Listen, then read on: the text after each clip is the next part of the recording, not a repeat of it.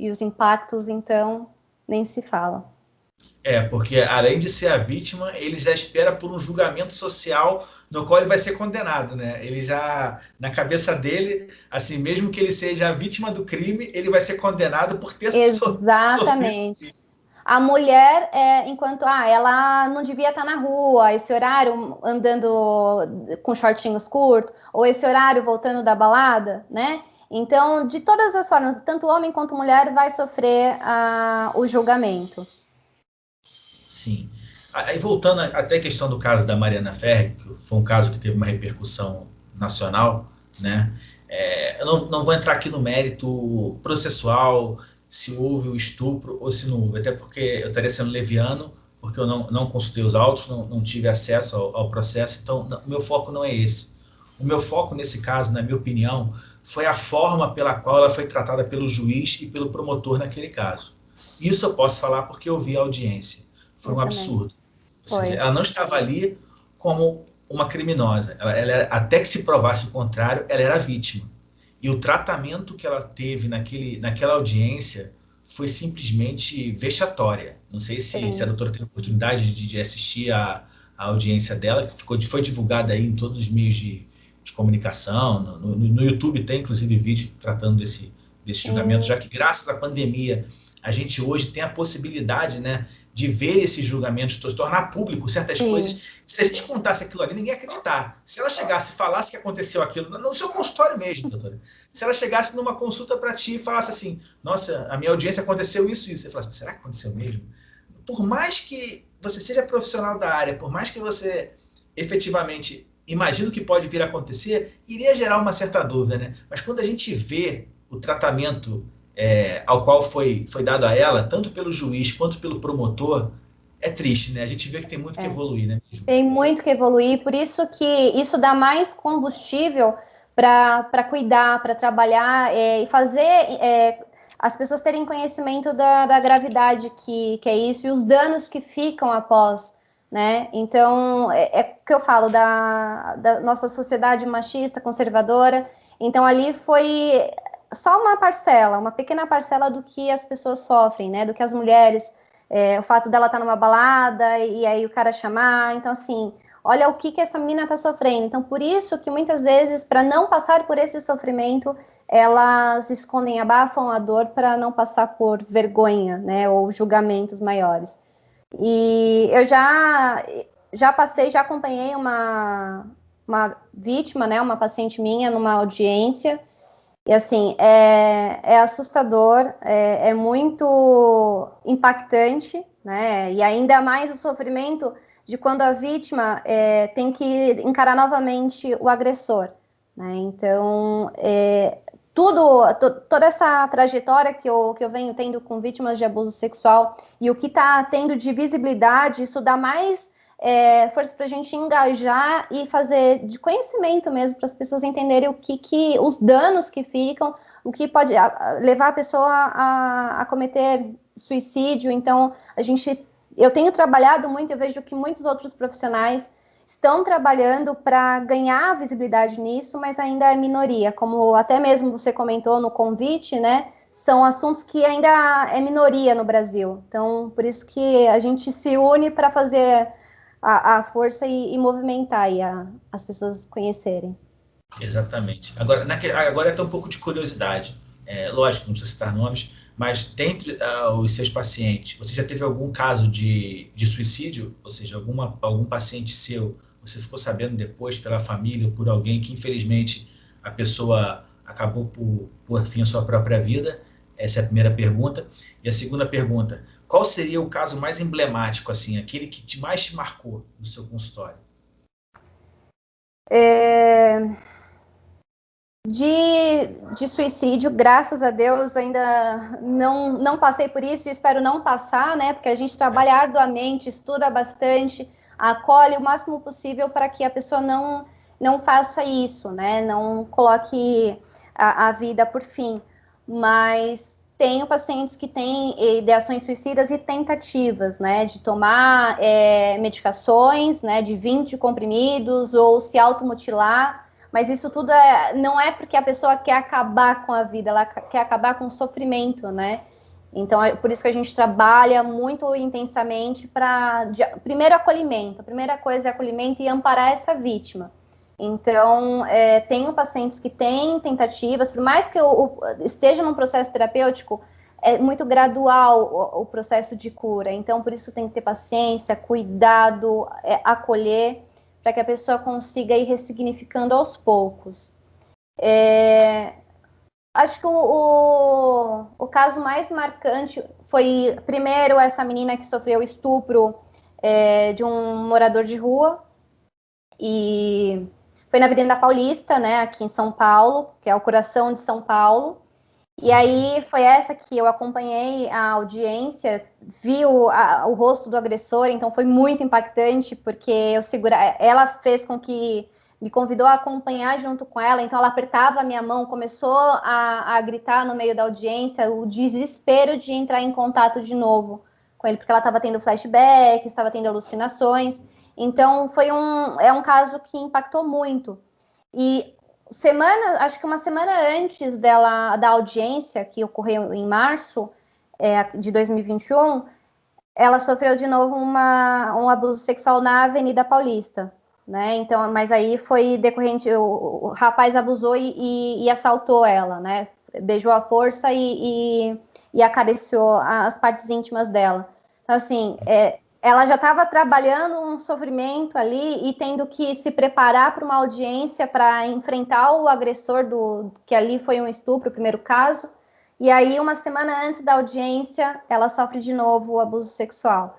Então, é uma vítima que tem que tomar todo o cuidado, tem que amparar, acolher muito, para que ela consiga ir ressignificando. E assim, o processo está fluindo, mas tem o transtorno de estresse pós-traumático, ele é denso, tem que ter muita cautela e cuidado do profissional que está amparando esse cliente. E o outro foi do rapaz, né? Um paciente meu que chegou com uma demanda de depressão e aí começou a entrar em contato com os conteúdos que eu posto nas redes sociais e aí ele se sentiu à vontade para contar para mim. E ele foi vítima de estupro, no caso, Foi né? vítima de estupro na adolescência. Entendi. Mas foi no âmbito familiar ou foi de rua, tipo da menina? O do rapaz foi um conhecido da família. Então, assim, na grande maioria, se não é uma pessoa em situação de rua, são pessoas muito próximas à família. Pessoas que as pessoas não desconfiam. É verdade. Acima de qualquer suspeita, né? Uhum. Assim. Uma outra dúvida que eu tenho. A pessoa te procurou, ela começa um tratamento, né? Acredito eu que não tem um prazo para encerrar, assim, como vamos dizer, para você dar alta para esse paciente, entre aspas, né? Mas, assim, qual é a média de um tratamento para uma vítima de um crime como esse? Assim, você tem uma estimativa mais ou menos de um acompanhamento necessário? Olha, não tem como ser precisa de afirmar sobre quanto tempo, porque isso vai depender muito de como a pessoa vai encarar e confrontar essas emoções, né, que vem. Então, não tenho como precisar isso. Vai depender muito de como que a adaptação e a aderência do tratamento. Uhum. Mas, assim, deve ser muito gratificante, né, ao final do tratamento, você encontrar a vítima, ela te ligar e você sentir que ela superou aquele problema. Eu acho que não deve ter preço, né? Assim, missão cumprida, né? Apesar de ser difícil. É difícil e acompanhar o processo terapêutico de uma vítima de abuso sexual é muito gratificante mesmo. É muito gostoso de acompanhar as conquistas da pessoa conseguir compreender e ressignificar aquilo, né? Como a culpa, o nojo e a vergonha. É denso, mas é muito gratificante quando a vítima ela começa a se desvincular dessa culpa, do nojo e da vergonha. Porque o que eu gosto de frisar muito para os pacientes que chegam até mim é que o estupro, abuso, assédio não definem o ser, o total da pessoa, né? Então eu não trabalho somente a questão, o episódio traumático em si. A pessoa tem uma história de vida. Então, eu trabalho também não só os aspectos que estão ali machucados, saudáveis, as partes que estão machucadas, mas também os aspectos saudáveis que a vítima tem, né? Porque ela não é só a vítima, ela é um ser humano que tem uma existência e que pode ressignificar essa existência. Independente, ela está com problema com relação ao que aconteceu, mas a troca de conhecimento, a troca de informação sempre vai ocorrer, até mesmo que você, no meio do tratamento, você desvie um pouquinho, às vezes, para o lado, para fazer aquela curva, Sim, você pode trazer um outro tema que ela tem afinidade de falar, até para criar aquele laço de exato. confiança, né? É interessante. Até lembrei aqui também, a gente está falando do estupro do homem, né, que é uma coisa muito rara. Recentemente saiu no Jornal Extra do Rio de Janeiro um caso de estupro a mulher estuprando o homem. O que aconteceu naquele caso? Foi muito interessante. Assim, interessante em termos jornalísticos, não para a vítima, claro. Eles tinham um relacionamento, tá? Eles eram namorados e ela era uma garota de programa, se eu não me engano. Ele acho que descobriu alguma coisa nesse sentido e eles terminaram o relacionamento.